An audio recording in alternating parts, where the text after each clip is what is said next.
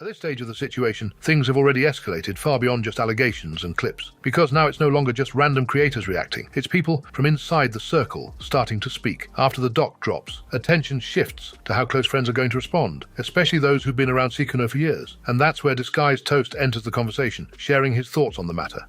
What happened? It's sad. It's sad. It's sad. It's disappointing. It's sad. And I think that's really all I'm comfortable talking about. Right?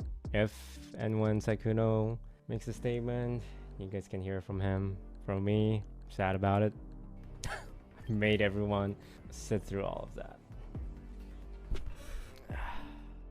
Unside focuses on consistency and double standards. Some people start comparing this situation to past controversies in the same circle, bringing up names like Fusley and questioning why reactions now seem stronger or more public. The argument there is simple. Why is this being treated differently compared to similar situations before? Another group doubles down on the idea that people knew more than they're letting on. You start seeing takes claiming that the whole "we didn't know" narrative doesn't add up, and that some creators are playing safe publicly while avoiding deeper accountability. These people interpret responses, like Toast's, as controlled damage rather than full honesty. Then there's a more dismissive crowd that looks at the entire situation as overblown internet drama. To them, this is just another example of streamers turning personal issues into public spectacles, arguing that situations like this wouldn't be treated as such a massive controversy outside of influencer culture. And finally, there's a more controversial angle that creeps in, where some users start claiming bias or unfair treatment, suggesting that reactions would have been harsher if this involved different people or different circumstances. That part of the conversation gets heated quickly and pushes the discussion into even more divisive territory.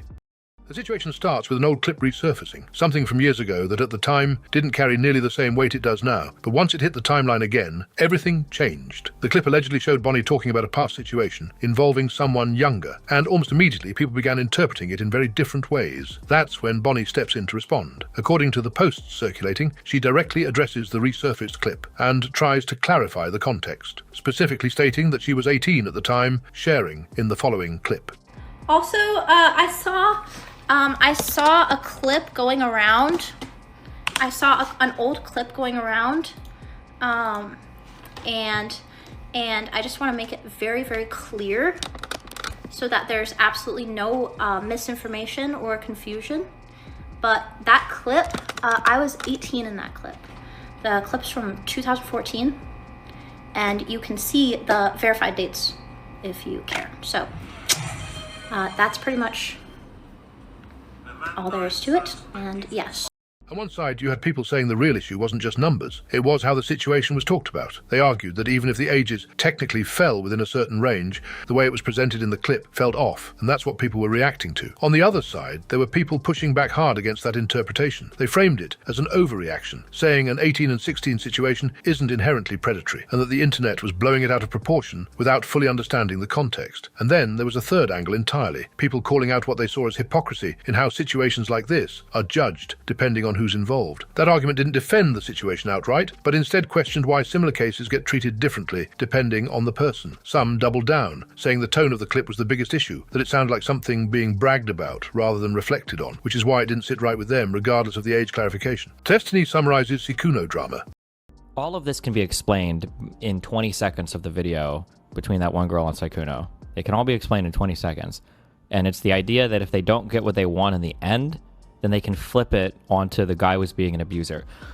One of the huge paradigm shifts that needs to happen, in that, you can read it in the very beginning of this girl's thing. Here's a huge paradigm shift that needs to happen. It'll never happen. I've given up on society. I don't give a fuck about anything. Okay? But this is what needs to happen, but it won't happen, okay? When a woman says to you, there's this guy, and I really like him, but the thing is, he'll only hang out with me when I guarantee him sex. Every single time that story is presented in left spaces, it's seen as the guy manipulating the woman, but that is 100% a two-way street. But if you would even imply the opposite, people lose their mind. Because you could very easily flip that to, there's this girl, and I don't know how I feel about it, I don't think I would date or whatever, but she keeps saying she wants to f me every single time she has to hang out. So like, you're manipulating him just as much as he's manipulating you. The only difference, though, is that if things don't work out in the end, for the girl, she can write a giant doc on the dude and try to get him destroyed because he didn't date her in the end. It's just so stupid. It's so stupid.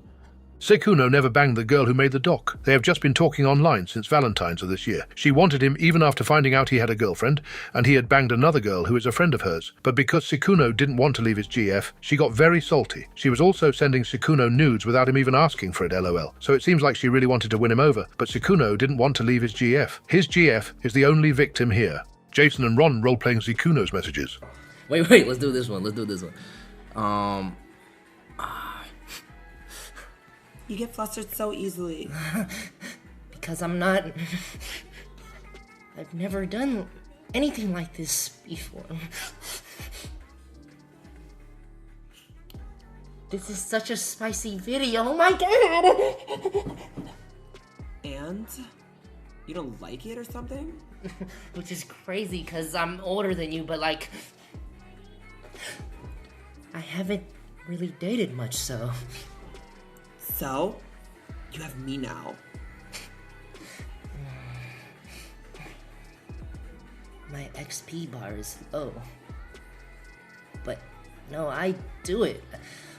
I've never done something like this before. Yes, I like it. It's so good. I can't wait to use this later.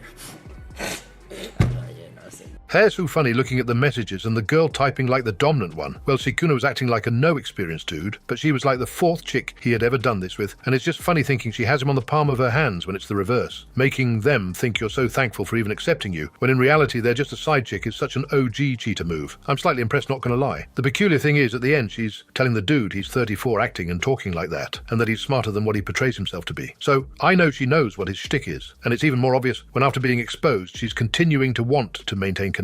She wants the bag. A part of her going into this was probably wondering 50-50 if his shtick is real or not, and was probably riding the wave. Realistically, they're all fake and playing the game in that streamer space. Oh my god, Lince smurfed that fight. What? Did you see that? That Aatrox mechanics was crazy. What? Is he singing the... What? Well, that ruins every... Was that the Gillette ad he was trying to say? Yeah, Okay. I mean, it ruins any shaving sponsors who... Owner Pixel opens link, then gets banned on YT. Is that old you? I'm done clicking any links for the day. Say wallahi, my YouTube got banned.